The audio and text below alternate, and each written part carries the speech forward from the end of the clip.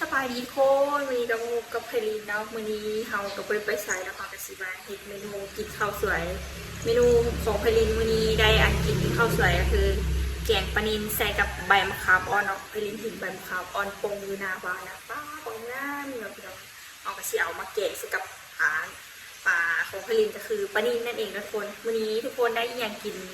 ข้าวสวยหรือว่าข้าวเลงเนาะเห็นคลิปเพลินกันได้กันอย่าลืมคอมเมนต์บอกเพลินเด้อได้อย่างกินข้าวสวยเนาะมาทุกคนเฮาสีมาเฮ็ดน้ำกันแกงแบบบ้านๆเนาะของพี่ลินก็คือสีแกงปลานิ่มใส่กับใบมะขามอ่อนไปก่อนอื่นมาทำกันจะไปค้างหม้อกันเลยทุกคนไปกันวางหม้อเขาก็สิเสียบไฟเนาะพลินจีใช้เป็นเตาไฟฟ้าเสียบไฟเปลงหม้อให้มันเข้านะทุกคนก็สิเสียบไฟเอาน้ำใส่เติมน้ำลงไปน้ำใส่ลงไปเอาสิแกงหน่อยนึงเนาะพลินบ่แกงหลายต้มหน่อยนึงพอกินคนเดียวเนาะทุกคนแล้วเขาก็สีซอยขิงคือลงไปหรือว่าทุบขิงคือลงไปเนาะเอาขิงคือลงไปแต่บกเพทันพลินยังบ่ทันใส่เนาะเพราะเขาสิไปเก็บเอาอยู่หน้าบ้านพร้อมกับใบมะขามอ่อนเขาสิใส่ขิงคือลงไปแบบนี้เลยเนาะสิค้างหม้อปลาเมียนให้มันฟดแล้วเขาก็สิไปล้างตัวป่าเพื่อมาใส่หม้อกันเลยทุกคนไปกันเขาก็สิล้างป่านี่เราทุกคนล้างป่าเลยล้างตัวป่าทุกคนล้างให้เอาเลือดมันออกเลยทุกคนล้างวัตถุดิบหลักของเราก่อน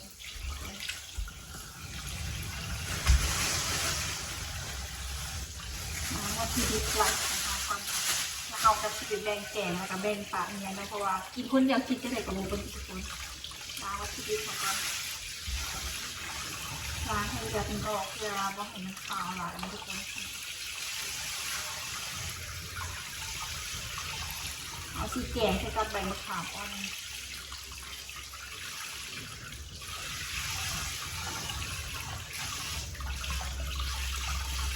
ล้างไปแล้วทุกคนใคร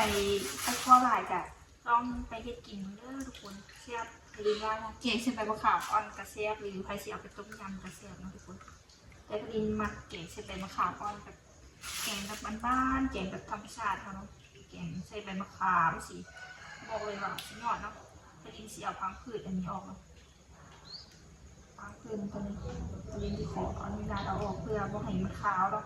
สำหรับความรู้สึกของผลิตแต่คนอื่นที่เป็นยังไงด้านผลิตก็บ่ฮู้เนาะคือสำหรับตัวอื่นขอออกแล้วกันเนาะเอาไว้กับบ่มีใครกินเนาะผลิตก็สิเฮ็ดกับข้าวกินคนเดียวเนาะบ่มีใครกินนำเลยเนาะคนอื่นเขาจะกินข้าวบ่แล้วสุดตัวผลิตยังบ่ได้กินข้าวยังบ่ได้กินข้าวเทื่อเนาะใครกินข้าวแล้วใครได้อาหารเลี้ยงอาหารสวยจังได๋ก็คอมเมนต์บอกผลิตเด้อทุกคนอาหารทะเลมันเนี่ยใส่ต้มยำปลานิ่มใส่ใบมะขามอ่อนนะแกงป่าใส่ใบมะขามอ่อนไทยมีอันไข่มดแดงใส่คือสีแซ่บนะแกงป่าอื่นกันเลยนะทุกคนเดี๋ยวเราก็สิล้างน้ำสดนะคุณน้ำสดน้ำที่สองที่สามกัน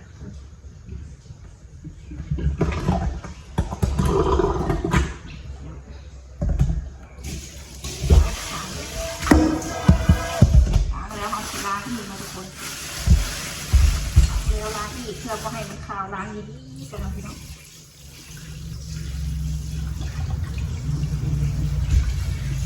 ดีๆสักหน่อยนึงเนาะเอาไปกินเอาล้างบ่ให้มันขาวแล้วเอาน้ำแบบน้ำขาวแล้วก็ส่วนใช้ยินที่ต้มในนึงเนาะโบแกงหลายเขาที่แกงน้อยนี่ต้องให้กินเดียวเนาะแกงซ้ำพอกินกันกินแล้วทุกคนอันนี้เขาที่เอาเข้าไปที่อื่นเนาะแกงหลายจะกินบุก็จะกินแกงนิดนึงบนนี้แล้วเนาะแกงหน่อยนึง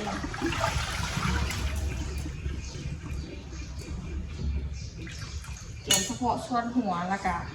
กระโตมันเท่านี้ก็คือว่าหลายแล้วได้พลินนะคือกินผู้เดียวเนาะเขาก็จะแกงประมาณนี้ไปทุกคนเอาไป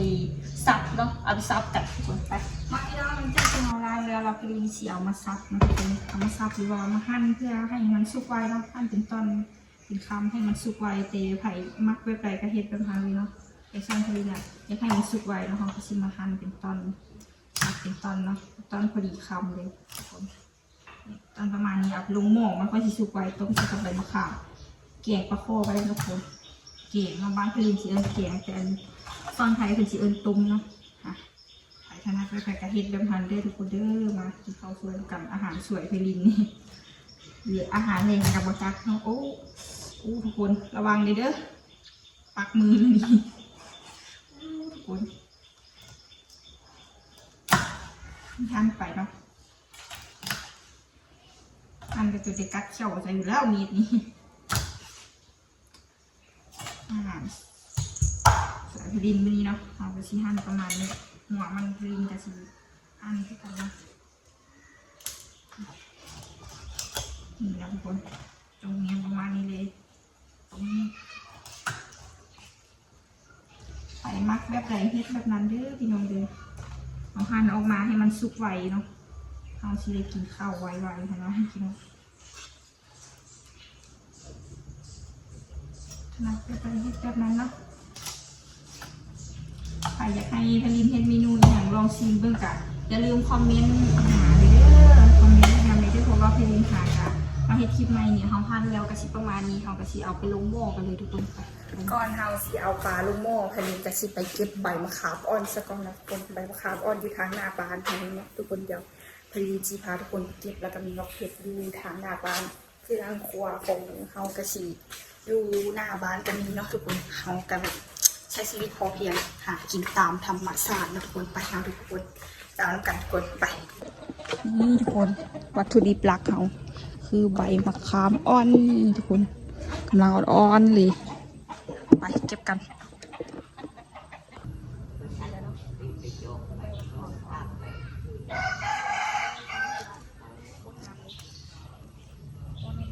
นี่ก็คือต้นมะพริกเนาะพี่น้อง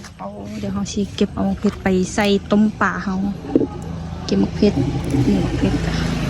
วางงามเผ็ดกำลังงามกำลังแดงสินะเขาทุกคนเผ็ดกันอยู่หน้าบ้านเองเนาะเดี๋ยวไปหาไก่พักกันเดี๋ยวเพราะว่าเขาชีไปใส่ต้มเขาเอาประมาณนี้พอแล้วเนาะทุกคนไปทุกคนเขาได้เป็นขาอ่อนวันนี้ทุกคนได้ไปใส่ต้มปลาแล้วทุกคนไปยีน้ำกันต้มปลาแล้วกันพี่น้องได้ใบมะขามแล้วได้แบบเผ็ดแล้วนะทุกคนเอาไปใส่ต้มปลาเอาหม้อเขากับฟดแล้วนะทุกคนเดี๋ยวเขาชีเอาใบมะขามไปล้างกันเด้อทุกคนไปทุกคนล้างใบมะขามน้ำกันนี่ใบมะขามที่เขาเก็บมากำลังอ่อนๆงามๆแบบนี้เลยเนาะเอาไปใส่ต้มปลานะป้าบอกเลยว่าสมไอ้ม้อยพอดีแซ่บพี่น้องอาหารสวยพิลินมันบอกเลยว่าต้มปลาใส่ใบมะขามเนาะต้มปลานิ่นใส่ใบมะขามถ้าเป็นปลาคอใส่ไข่มดแดงนี่เฮงชีโบไฮวาเลยนะคนเนี่ยกำลังอ่อนๆกำลังงามๆพิลินเห็นแล้วคืออยากกินเกี๊ยงปลาเนี่ยโอ้ไปทุกคนเอาไปไว้ใส่ต้มปลานิลเขากันไปเริ่มแกงน้ำกันเลยเขาไปเก็บใบมะขามมาแล้วไปทุกคนนี่ทุกคนหม้อเขากับฟดแล้วทุกคนเอ้ยหม้อฟดแล้วเอาไปเกี่ยวเกลือแป้งนัวลงแล้วก็เอาปลาลงไปต้มเนาะเกลือพี่ลินจะใส่ประมาณนี้เด้อทุกคนใส่เกลือลงไปประมาณนี้แล้วก็ใส่ผงอายิโนโมโตะลงไปน้อยหนึ่งเนาะของไปใส่หลายเด้อทุกคนอันนี้คือน้อยเกินนะเดี๋ยวพี่ลินเจาะหูใหม่กันผงอายิโนโมโตะนี่ว่าเป็นสปอนเซอร์เขาเนาะเอาชิปโปถ่ายให้เบิ่งเด้อทุกคนเด้อต้มปลาหน่อยนึงใส่ประมาณนี้ไผ่มักหลายก็ใส่หลายไผ่มักหน่อยก็ใส่หน่อยเนาะก็คืออายิโนโมโตะใส่หลายสับหลายใส่หน่อยสับหน่อยเอาเผ็ดลงไปนี่โคนตามด้วยวัตถุดิบหลักของเขาคือปลานั่นเองเนาะทุกคนแกงปลานิลนี่ทุกคนใส่ส้มทุกคนพี่น้องอาหารที่นี่ก็คือต้มปลานิลใส่กับใบมะขามอ่อนนะทุกคนปิดฝาปลาเมียนให้หม้อฟดสุกดีๆแล้วเขาค่อยเอาใบมะขามลงไปเนาะไปพี่น้องมาพี่น้องเขาท่าให้หม้อเขาฟดหม้อต้มป่ายินเขาฟดเขากะชิมาฟักมักแตงท่าเนาะพี่น้องเนาะกะชิเฮ็ดด้วย2เมนูนำกันเนาะก็คือตำมักแตงกับข้าววันนี้เขากะชิแบบบ่มีเมนูเดียวเนาะตำมักแตงใส่น้ำเนาะเป็น2เมนูกับต้มปลานิลใส่ใบมะขามเนาะเราก็ลืมลงมา2เมนูนำกันก็คือตำมักแตงนำเนาะแกงใส่กับต้มยำบอกเลยว่าแซ่บๆกินข้าวสวยมีแซ่บๆเหมือนกันเด้อพี่น้องเด้อกินผู้เดียวอีกเสมอ มากินข้าวสวยแล้วกันเนาะปอกเต่งค่ะต้มปลาเขาฟดเนาะถ้าหม้อต้มปลาเขาสุกเราสิมาซับหมักเต่งอันกินเฮาเมื่อนี้กับว่ามีอันเดอร์ไลน์เนาะเลิกเรียกเลิกงานมาเขาก็สิมาเอ็ดอันยู่อันกินข้าวกินน้ำเนาะพี่น้องเนาะเปลือกกระบอกปอกเองทุกคนตำเต่งกับเอ็ดตอนแบบโคโลเคเล่เนาะ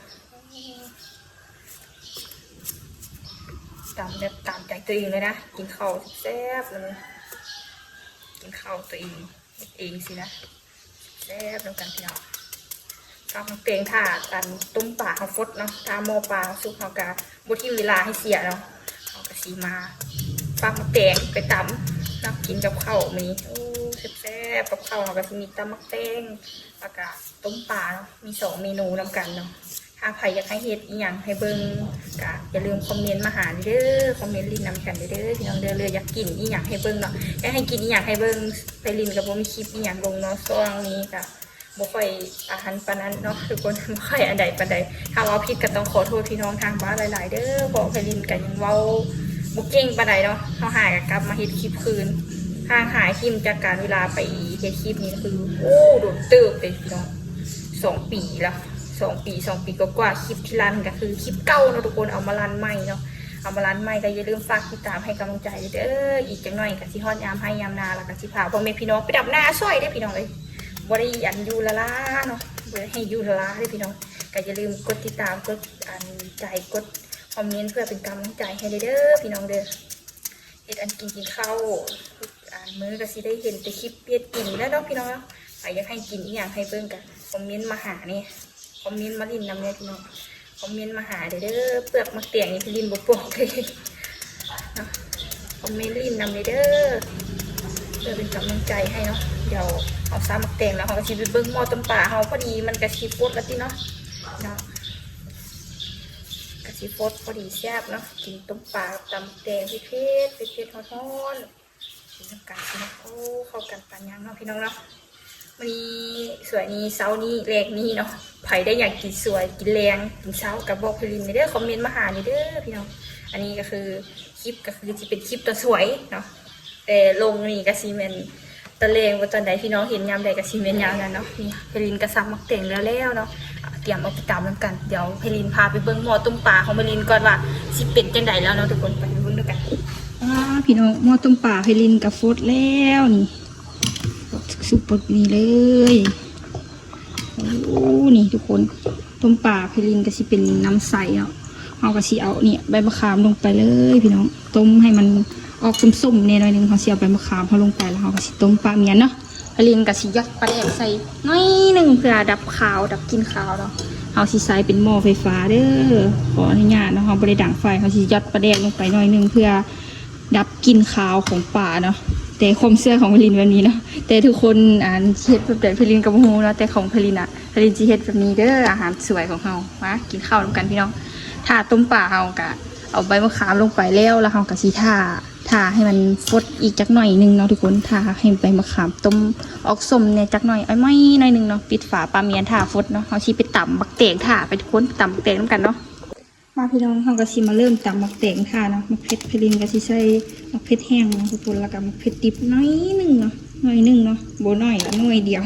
แล้วก็สิใส่เป็นกระเทียมลงไปนะพี่น้องเนาะใส่กระเทียมลงไปเนี่ยใครมักแบบใดเฮ็ดแบบหันเด้อพี่น้องเด้อเขาก็สิใส่ตามนี้เนาะใส่อายิโนโมโตะนิดนึงบ่ใส่หลายเนาะเปลี่ยนใดพลินบอกเด้อทุกคนใส่ลงไปบ่หลายซะหลายเติบแล้วนะสีใส่น้ำตาลลงไปเนาะกระลินสิตับส้มหวานเนาะพี่น้องเอาไปแล้วกัน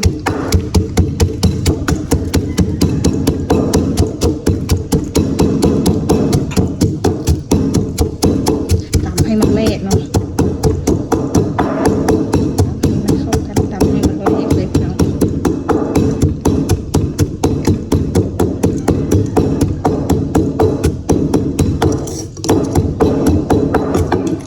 เลขแล้วล่ะกะ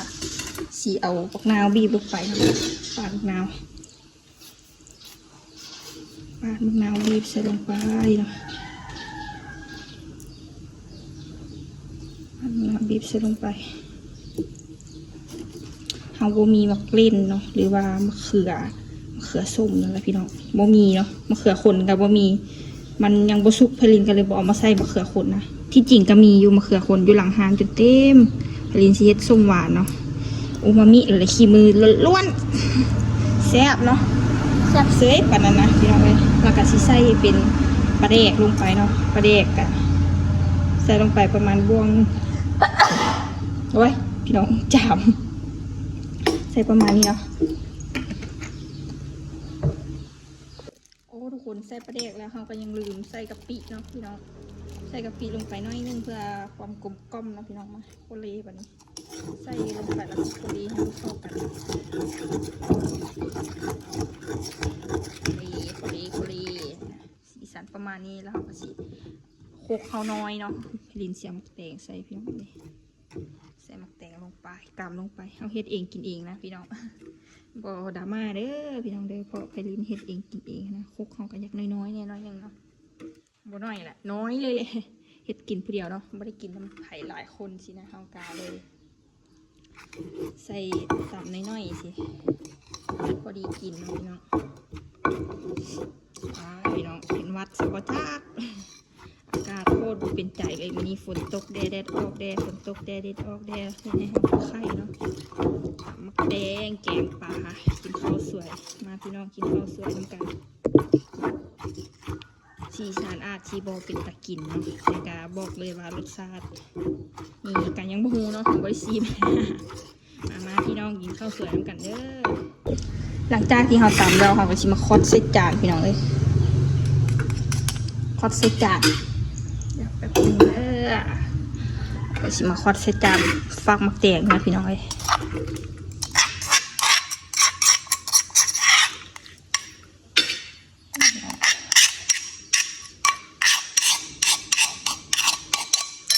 สีตำมักแตงเขาสีประมาณเนาะนี่เนาะพี่น้องเนาะกินผู้เดียวโอ้โหพี่น้องไปเอาไปเบิ่งหม้อต้มปลาเขากันเป็นลาบอเนาะทุกคนเลยยังมาทุกคนตักต้มปลากันต้มปลานิลใส่กับใบมะขามอ่อนนี่นะพี่น้องค่ะมาเด้อกินข้าวสวยกันพี่น้องต้มปลาพลินจะมีอย่างไรมีใบมะขามมีต้มปลาเนาะตำมักเตงพี่น้องใส่กับใบมะขามอ่อนแซ่บๆพี่น้องปุ๊บเอาตัดแล้วมันซุปไปพี่น้องกินโบเบิร์ตน้อยเนี่ยตักไปประมาณนี้เนาะยานกินโบเบิร์ตเนาะทุกคนแล้วมันที่เป็นเงื่อนไปทุกคนไปกินข้าวน้ำกันมาพี่น้องอาหารเขาก็แล้วนี่ต้มปลานิลกะสิประมาณนี้พี่น้องถ้ากับตำเตะพี่นี่สิประมาณนี้กินกับข้าวเจ้าแล้วพี่น้องกินกับข้าวหุงลิ้นหุงข้าวปังกันตักข้าวกันเด้อพี่น้องข้าวหุงกินข้าวสวยกันพี่น้องข้าวสวยหรือว่าข้าวเล้งกันประจักษ์นะพี่น้องข้าวซีมเบื้องตำตุ้งเตียงซีมเบื้องเก่งปลาเขาหน่อยนี่เดี๋ยวมากินข้าวกันพี่น้อง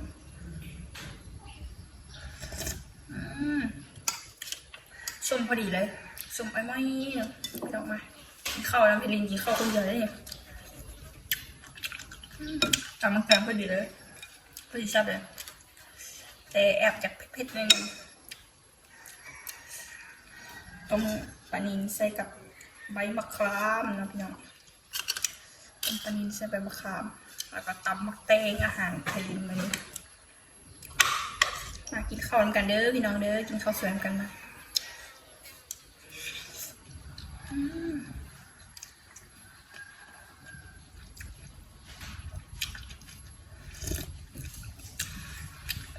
อันนี้ก็ข้าวส้ม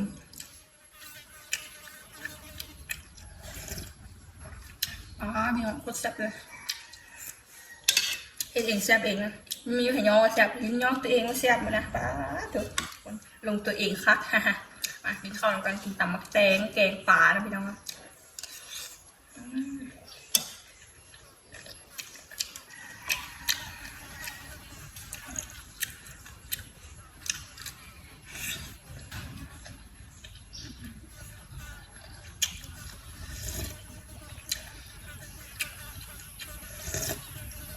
แขกเบอร์ทับชวนกระตั้งมาเลยใส่พี่น้อง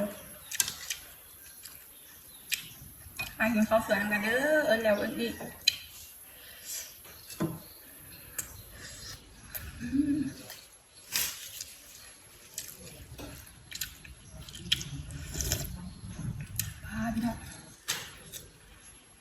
ฝาฮ้อนๆกับตำแตงเพชรเนาะพี่น้องท่านใดอยากให้เพลินเฮ็ดอีหยังสู้เบิ้งก็อย่าลืมคอมเมนต์มาหาเพลินในเด้อทุกคนคอมเมนต์ลินนำในเด้อขอเพลินก็หาก็เริ่มมาเฮ็ดคลิปใหม่เนาะเขาก็ค่อยมีเวลาเฮ็ดก็เฮ็ดได้ประมาณนี้เนาะทุกคนก็คิดฮอดคิดถึงทุกคนเนาะว่าสิเป็นทางติดตามใหม่แล้วก็ติดตามเก่ากับมีความคิดฮอดคิดถึงเพื่อทุกคนเด้อเพลินก็กลับมาเฮ็ดคลิปใหม่แล้วนะทุกคนอย่าลืมฝากติดตามให้กำลังใจกดไลค์กดแชร์กดติดตามแล้วก็กดคอมเมนต์เพื่อเป็นกำลังใจหรือว่าเขียนเพลินเฮ็ดเมนูอีหยังกะเฮ็ดเมนูอย่างซื้อเบิ้งเฮ็ดเมนูอย่างให้กินให้เบิ้งเนาะทุกคนนะกะคอมเมนต์มาหาเพลินเด้อเดี๋ยวอีกโบโดนเพลินจิพาทุกคนไปดำนานะทุกคนไกด์ฮอดงามดำนาดำให้ดำนาเนาะนี่มาเราหลายสายอยากกินข้าวกันพี่น้อง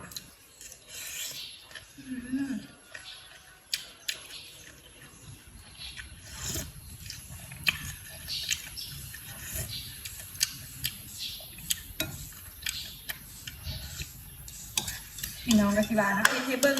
แต่ยังมากินให้เบิ้งกินอ่างอยู่มากินข้าวกันพี่น้อง